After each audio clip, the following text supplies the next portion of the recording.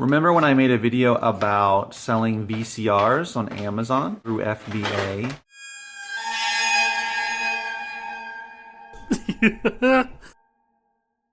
I sold my second VCR in 2 months. This is a VCR that I sent in back at the end of April, beginning of May. And I sent 3 in together to the same warehouse. One of them sold pretty quickly.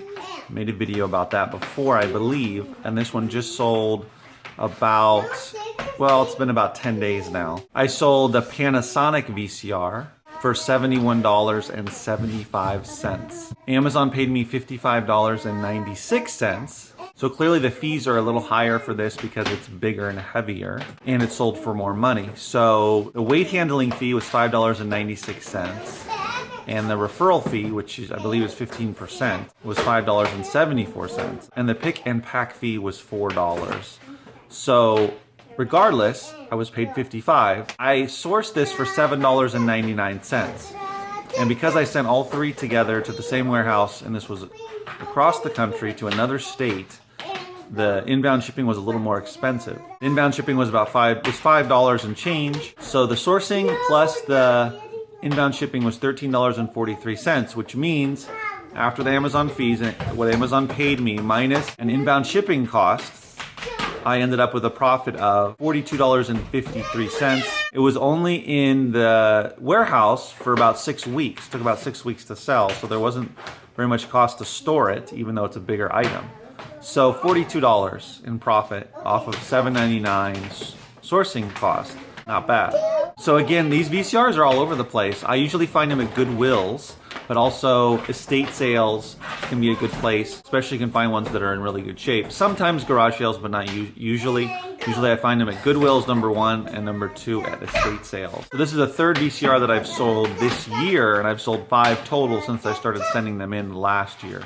I don't send them in very often. It's just when I come across them, especially if I'm at a Goodwill, which I don't go to that often. So again, I'm not actively looking for them. It's just when I come across them, if they're in good shape and I test them and they work, then I will take it home. Usually they're a little bit dirty. Sometimes I found some that are pretty clean, but you just have to clean them up on the outside, just wipe them down, make sure they work, hook it up to your TV, stick in a VHS tape, and then just package it. I usually just wrap it in bubble wrap. You usually have to use a little bit of a bigger box. Also, it's nice if you get a couple of them together to send in, because for me, they go to a different warehouse, but they usually go to the same warehouse, which is not always going to be true, but if I have at least 2 or 3, then I can send them together. If I buy only 1, I might hold on to it to send in some more, but it just so happens that I bought 3 of them in one Goodwill trip this last couple months ago. So I have 1 more of those 3 to sell. I believe it's a Daewoo. So it makes sense that the Sony sold first, and the Panasonic, and now the Daewoo is taking a little bit longer. So the brand really helps as well. If you find the Panasonic or another good brand, that's probably going to be a faster seller, would be my guess. I recommend putting up photos of them because it's kind of a specialty item.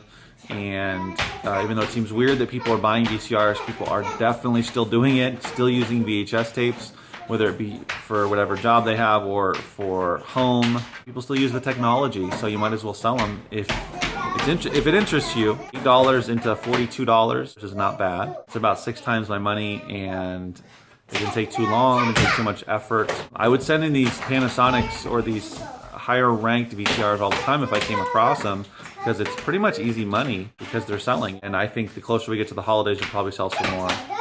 Probably more activity with these types of things, as there is with everything. VCRs are just another way to diversify your inventory, and when you're out sourcing, it's another category to take a look at. They're bigger ticket items in general, and they vary in size. Some of them can be really heavy. Actually, a lot of times the VCRs are not as heavy as some of the other equipment that I come across, some of the other electronics, but can be longer. Some can be really kind of more compact, and those are clearly easier to send in. They weigh less, take up less space. But regardless, just look at the brand and look it up real quick and see if it's worth it. I don't tend to source them for over $10. Usually try to stay under $10. I'm going to source it for $12 or $15. I want it to be selling for at least around $100. At least $90 to $100 plus. And I did sell the Sony for $95, so they can sell for that kind of money. And I sourced that Sony for only $8 as well. So I find these good prices at some Goodwills for VCRs, and they tend to have a lot of them for whatever reason. So take a look at your local Goodwill. You never know what you could find. Just wanted to make the video to share some of the successes here, some of the sales that I'm having with other types of items, because I know it's good to diversify and have the ability to source different types of products when you're out other than just books and media. Let me know if you've had any success with VCRs. I'd be curious to know. Some people say it's weird that people would even buy this, and it does seem a little strange considering that we all use DVDs, Blu-rays, and Netflix and YouTube to watch most of our shows, but there's still a lot of stuff that you cannot see on anything but VHS tapes. And there's some jobs and whatnot that still use it, especially in the entertainment industry, but in general, there's a steady demand, so take a look if it interests you. And as always, remember, keep booking.